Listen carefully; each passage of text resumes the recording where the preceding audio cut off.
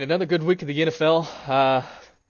Another wild turnout. Lots of injuries. Went about as expected though. 12-2 of my picks. Find me anybody who will go 12-2 on spread picks on all the games. Only ones who let me down were the Buccaneers and Texans. Buccaneers lost outright. Texans just looked really flat. Really shocked by that one. But man, that first game on Thursday, absolutely wild. The two juggernauts of the NFC. You had the craziest 2-point conversion you'll ever see. You had a game that was pretty much done, and then Sam Darnold, Rashid Shaheed, and Zach Charbonnet on that 2-point conversion was able to bring it back. But yeah, 12-2 on all my picks this week. You won't find someone better than that. But let's get into that first game. So Rams Seahawks, 38-37 final score.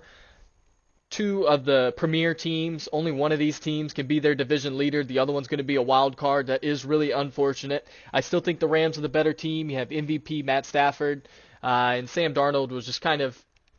He definitely felt the heat of the choke. He wanted to choke so bad, but Rashid Shaheed was really able to save him with this punt return. But Matt Stafford still played individually great, still on his MVP case. I still think the Rams are the best team in the entire NFL, even though they lost that game.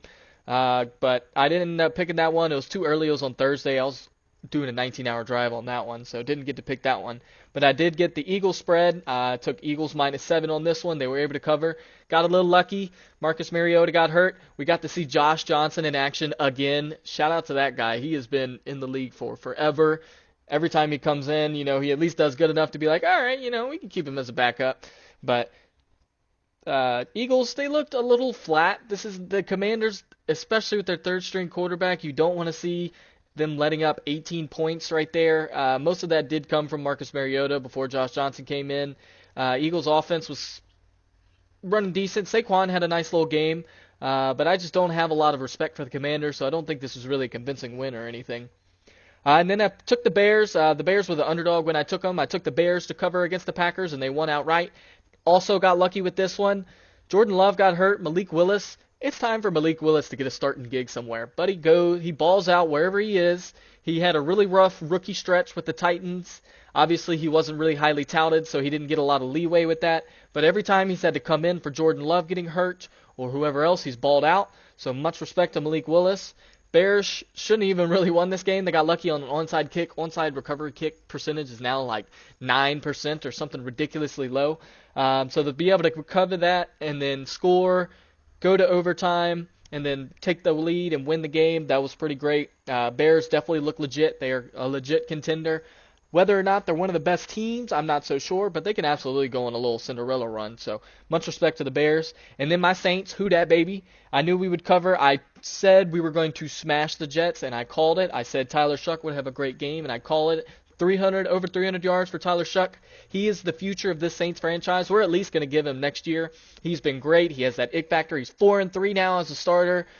Set the franchise record for wins, passing touchdowns, passing yards. He's been really solid. He's really coming into his own as of late. We get to face the Titans next week, so you'll get to see a number one overall pick versus the best quarterback in this year's NFL draft. So I love to see it. Absolutely crushed the Jets. Didn't see much from Brady Cook. 8 sacks for the Saints is crazy.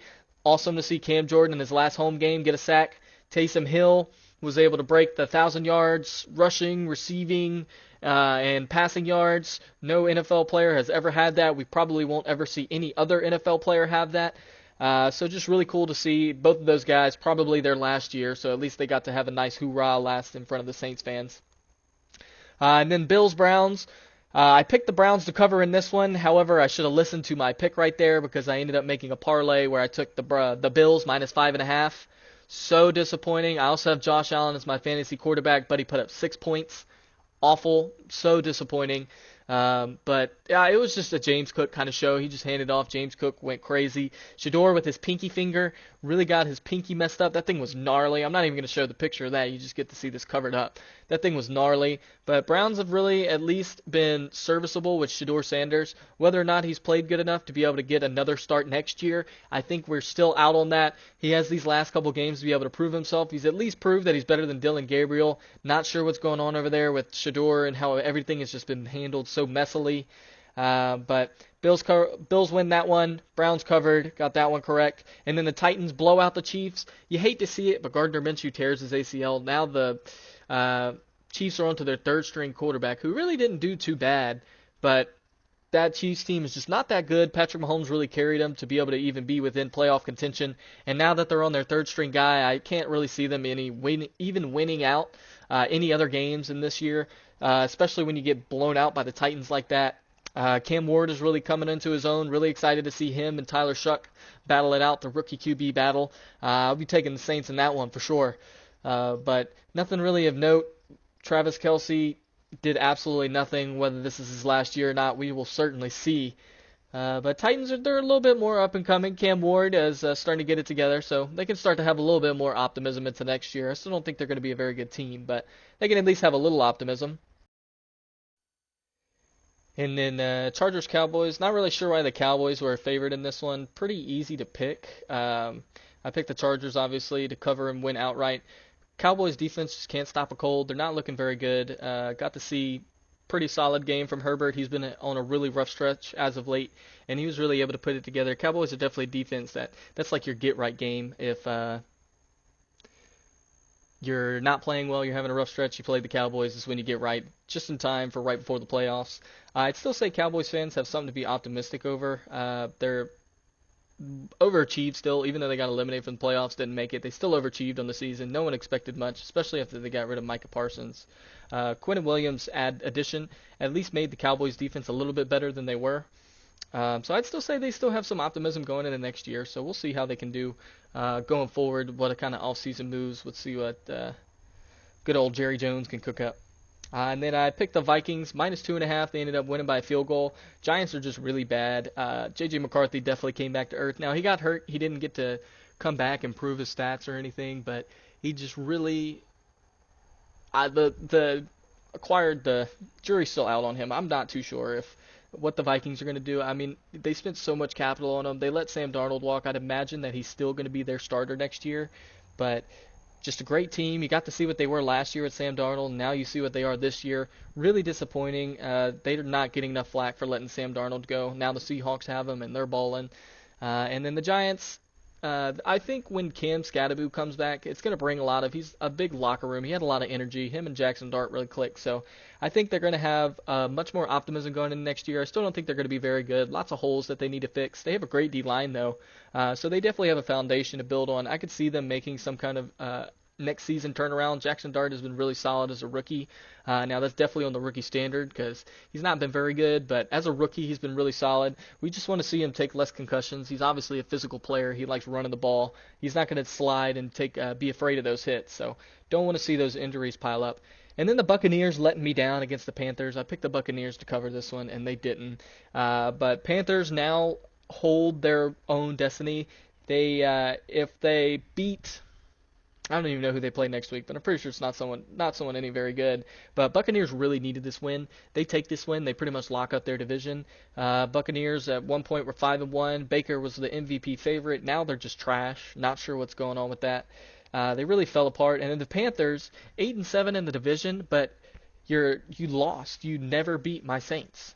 I just have no faith in them going in the playoffs. Bryce Young is a huge question mark. I'd imagine they're still going to give him next year. They don't have to sign him to a contract. But I still don't think he's necessarily the guy. Still a lot to prove, but he has improved tremendously. So he absolutely next year could prove that he is still worth the Panthers spending crazy amount of draft capital, like 3 picks to be able to get him all this time being terrible, and now he's finally starting to get a little bit better. So we'll see how that goes. I think the Panthers are now going to win the division. They're still going to have a rematch with the Buccaneers, but the Bucs are just so flat. They just have some curse going on. They might fire Todd Bowles for this midseason collapse. Who knows? A lot of people like Todd Bowles, so not sure how that one's going to go.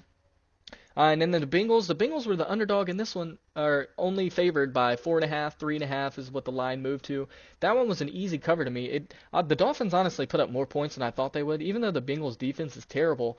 I had no faith in Quinn Ewers as his first NFL start from a 7th-round draft pick. No faith in him to be able to beat this Bengals team. Joe Burrow, I said it in my video, he was going to be able to get this as his comeback game. He's way better. There's no way he's going to have a 3-game stretch of being terrible. He lost that Bills game and he lost that Ravens game, so I knew at one point he had to come back. There's too many weapons. He's too good. And they were able to put up 45 on the Dolphins, but honestly, respect to Quinn Ewers being able to lead the Dolphins to 21 points. Not impressive. He At one point, me and my buddy were talking. We were like, okay, Quinn Ewers looks pretty solid. And then immediately after that, he threw another pick, and he just looked pretty bad. So we'll see how that goes with the Dolphins. The Tua era is definitely over. They'll be looking for a quarterback next year, whether that's going to be through free agency or if they're going to be drafting, because they do have a fairly high draft pick, but it's a really weak draft class. So we'll see what they do. Tua is really expensive. They're going to have to take a huge dead cap hit. They can't really trade him. No one's going to want to pay that contract, so they're really stuck with at least paying that money for him. So good luck to the Dolphins. I would not be optimistic as a Dolphins fan. You're going to be stuck with that dead cap money. I do like Mike McDaniel, even though he's starting to fall out of favor, but no one liked when you paid Tua $50 million. No one in the NFL world thought he was worth that money. And then in the next game, we have the Jags absolutely routing the Broncos. I picked the Jags to cover at the minimum. I figured that they could win because their offense has been so explosive and they continue that trend. This is a great time to be red hot. Trevor Lawrence has really balled out. Maybe he's finally living up to that hype that he got out of high school, out of college, as a first-round pick. A lot of pundits still really love him, even though he's been struggling these past few years. But that Jags team is totally legit. Liam Cohen has them buckled up. They're one of the top offenses. They're the number one offense in the past 5 weeks now, so they are just absolutely cruising. They beat the Broncos, a legit team. You can no longer call them frauds. You don't get a 12-game winning streak by being a fraud. They are a really legit team. Both of these teams I expect to be contending. Very well could see another rematch in the AFC Championship game. Just great game, awesome stuff. Trevor Lawrence really balled out. Bo Nix kind of came back down to earth. I was never a huge Bo believer. They have a great defense. They have a pretty solid team built around Bo Nix. Now, he's been really good this year. I can't undervalue that too much, but I still don't have a whole lot of faith in Bo Nix, even though he does have great athleticism, great arm talent, but just not very good throws. And then that one hospital ball when they were pretty much out of the game and knocked his homeboy out, that was not a good look. That was not something you want to see as a Saints fan. That reminds me of Derek Carr.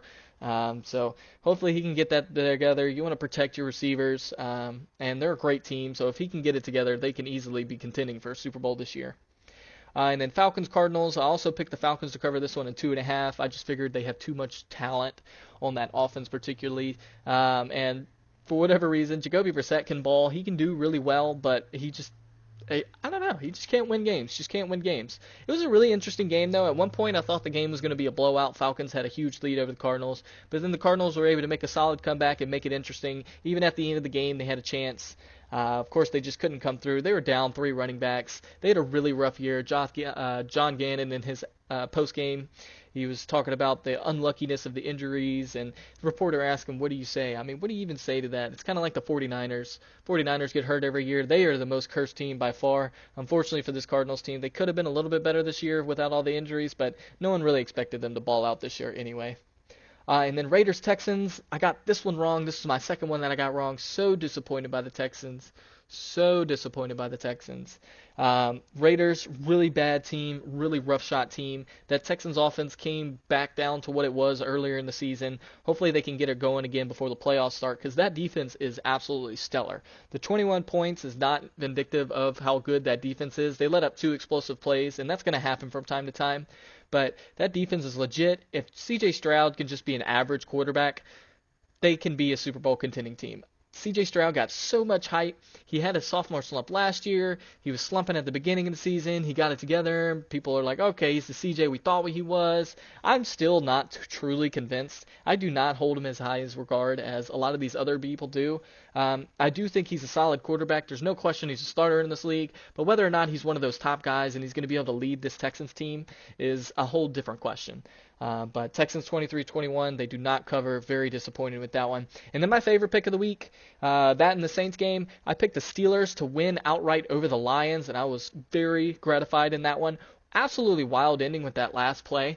Steelers, they tried everything they could to lose this game. At one point, they were holding the Lions to 0 first downs into the late into the third quarter, and Lions just start clicking out of nowhere. Steelers start just causing penalties and trying to lose the game. Lions get all the way down to the end of the field with 10 seconds left. They have this absolutely wild play. It's clearly OPI. There's a lot of complaining. It's clearly OPI. He pushes off real hard right there. Jalen Ramsey definitely did his job selling that one. But Not to mention, it looked like forward progress was stopped. They let it keep playing just because of the circumstances of the thing. He pitches it to Jared Goff. Jared Goff scores. It's awesome. Lions fans think they won. They're watching the Jumbotron. They're like, what? That's a touchdown. And then the OPI comes out. Confusing call. Everyone was confused. Dan Campbell, I don't think, handled it well in his post-game show. But I really just thought the Steelers, they've been on a roll. They're really slept on as a team. A lot of people don't have as much respect as they should. Aaron Rodgers has been really solid this year. Definitely looking more like the Packers Aaron Rodgers and not the Jets Aaron Rodgers. And the Steelers defense, they're starting. Lions still put up 24, but that's a really explosive offense, and they were still able to bottle them up for the most part. Score. Lions had a late game push to be able to make this a lot closer than it was. Not to mention, Steelers had a chance to pretty much ice the game pretty much the whole time. They were efficient. They hardly punted at all. They had lots of field goals. What was it, 6 field goal attempts that they had on the game? Pretty wild stuff, but yeah, Steelers win. Very happy with that pick. Lions are now essentially eliminated from the playoffs. They would need a ton to go their way, but they're essentially eliminated. They definitely need to get some kind of turnaround. I don't really like Dan Campbell as a play caller. That offense just has so many weapons that they're really able to continue that, but they should be winning these games. They should be averaging 30 points a game, being the top 3 offenses in the league with those kind of talents, and they're just not. So they need to get some kind of offensive play caller, offensive guru to get them out of there. And then another confusing one, they had the Patriots as the underdog. Now, Lamar gets hurt in that game. Lamar's just been weird this entire year. But he gets hurt in that game. At that point, it was, 10-10, 13-10, something like that. They had a chance to win that game easily. Derrick Henry was running all over that Patriots defense. But Drake May is awesome. He's still contending for the MVP, even though I don't think he'll get it. It would take a collapse from Stafford, and some great final performances, but Patriots are real. However, there's some serious concerns about that rushing defense. They don't have a lot of depth. They're super young. They hit a really fast turnaround, but if you don't have a lot of experience and veterans, you're lacking a lot of depth. So some key injuries can really just tank your team. And you can really see that with that rush defense. The rush defense in the beginning of the season was really solid, and now as of late, after a couple of key injuries, that rush defense is really a problem. Them and the Bills are very similar in that aspect. It's just, at that point, who do you have more faith in? Josh Allen, Drake May? They split their games. I think both are great, but really built very similarly. Lacking in offensive talent, solid running backs, can't stop a rushing defense at all. So really interesting how that kind of played out, how similar those are. But I do think the Patriots are legit. They have a clear shot at winning the number 1 seed.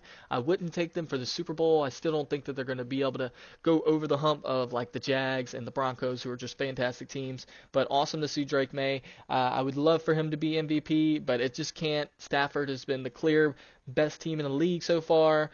He's been doing great, leads the league in touchdowns. So still got to give it to Matt Stafford, but really shout out to Drake May. He's really done great in this one. And that was all my picks. Again, 12-2, probably the best in the industry. I don't know anyone else who had that kind of picking all the spreads. Got the 49ers Colts tonight. I'd expect the 49ers to be able to cover again. Philip Rivers is really limited. Even though he is a lot better than a lot of people expected, he's still not the Philip Rivers that he was. Just 44 years old and out of shape. He just doesn't have a lot of zip on the ball. He can't really move, so super limited. They have to have short passes. That really hurts Jonathan Taylor too, so Colts going to have to win a defensive slugfest, kind of like the Seattle game where it was close. But this 49ers team still vying for that 1 seed. They really needed Seattle to win, and Seattle had that crazy ending to be able to win. So 49ers contending for that 1 seed. I'd fully expect them to be completely buttoned up and be able to win this Colts game really easy. But I appreciate you guys. Stay around. I got the next picks coming out. I'm going to have a power rankings, QB rankings, MVP rankings, all that kind of jazz coming out, and I appreciate you guys.